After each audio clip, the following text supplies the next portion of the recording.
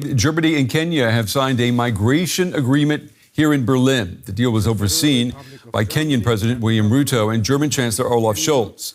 It means workers from Kenya will be allowed to fill job vacancies here in Germany, such as for bus drivers.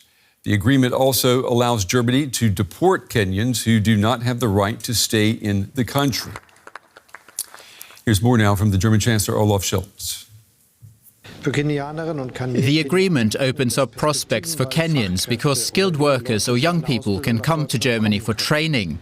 This can help us compensate for the blatant shortage of skilled workers, the initial effects of which we are now feeling and which will be with us for years and decades to come.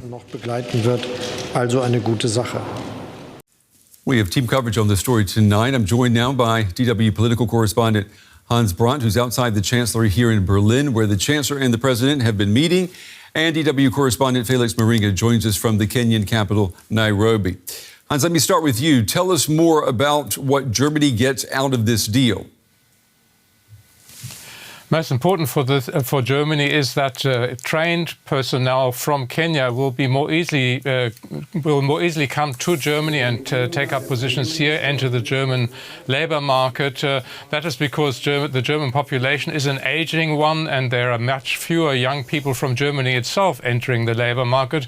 So this is a way of finding staff from across the world, basically in this case from Kenya, to keep the German economy going. And then the second part, of course, is not getting people from Kenya into Germany, but getting people from Kenya out of Germany. That is this possibility, facilitating the deportation of Kenyans who are illegally in Germany.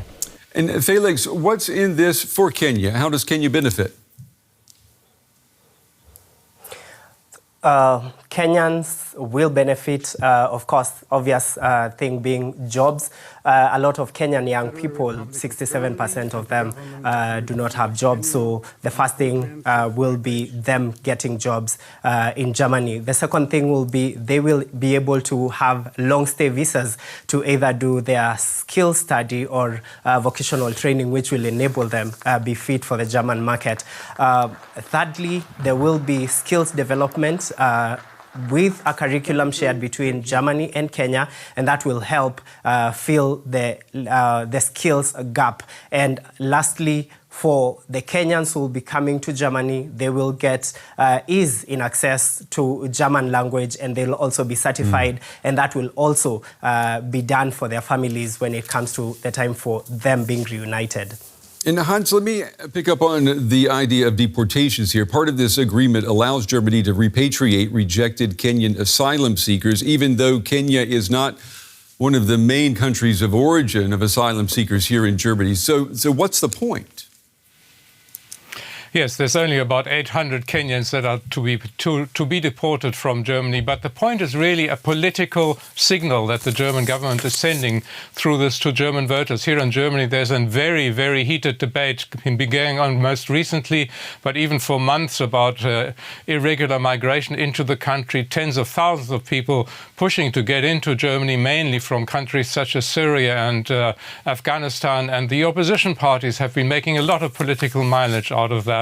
So Chancellor Kohl and his government are trying to present such an agreement as a way of controlling migration into the country, so that the benefits of migration into the country, importing skills into the country, can be maintained while still controlling the number of people that are illegally or are not wanted in the country. They're setting up such agreements one by one, kind of piece by piece, to establish a legal framework that will control migration in a more precise manner. And that is the offering, as it were, to the German voters, that they should not vote for right-wing parties, for instance. DW's Hans Brandt here in Berlin and Felix Maringa in Nairobi. To both of you, thank you. Well, some critics fear that this migration deal could contribute to a brain drain or a loss of badly needed skilled workers from Kenya. DW's Mario Mueller met with a young doctor in Nairobi to hear about those concerns. As a child, Harry Otieno witnessed doctors save his younger brother's life in their remote Kenyan village. That's when he knew he wanted to become a doctor himself. But after 7 years of study and racking up more than 21,000 euros in student debt, his dream still seems far beyond his reach.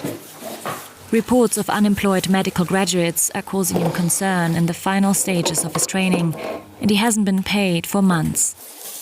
Sometimes your mind goes blank, because now you ask yourself, what next? If they can't pay you during internship training, what guarantees you that somebody can actually pay you post-internship? The statistics suggest there are no guarantees. 4,000 doctors in Kenya are currently jobless or underemployed, although their service is urgently needed. The doctors' union says there's a dire shortage of specialists, and patients have to wait months for surgery. According to the Health Ministry, 9 out of 10 health facilities are unable to provide basic outpatient services. We should actually create more job opportunities for our young doctors here within the country, because we need doctors more. Remember, we are very short of the WHO recommendations for the doctor-to-patient ratio. We are at 1 to 17,000, yet the WHO recommends that for every 1,000 citizens in every country, we should actually have a doctor. Medical workers attribute much of the problem to mismanagement and also corruption. Otieno has heard of medical graduates having to pay up to 1,200 euros to get a job in a hospital, and others who had to have sex with recruiters as a condition of being hired. The overall situation has prompted many doctors and other medical workers to leave Kenya. You know, there's a lot of brain drain, especially in our field. It's not just limited to doctors, it also majorly affects our nurses. We still have so many patients in our wards with very few doctors seeing them. You see, you also, as a doctor, yes, you can stay, for the love of your country and all that, but are you going to be alive after 30 years or after 40 years? I think you'd have worked yourself to death, literally. Like other doctors in training, Otieno is now also considering going abroad to work. One option is Germany, which is now offering opportunities to young, well-educated Kenyans like him. I would like to give back to the community that raised me, so that's why I'd rather work here. But you see, the circumstances or the conditions are not really healthy or not really palatable to many of us. So I feel like if I get an opportunity, let's say in Germany, of course I would go and serve the people there. Otieno heard he'd most likely serve the German people as a nurse or caregiver for the elderly, because those are the jobs Germany is most desperate to fill.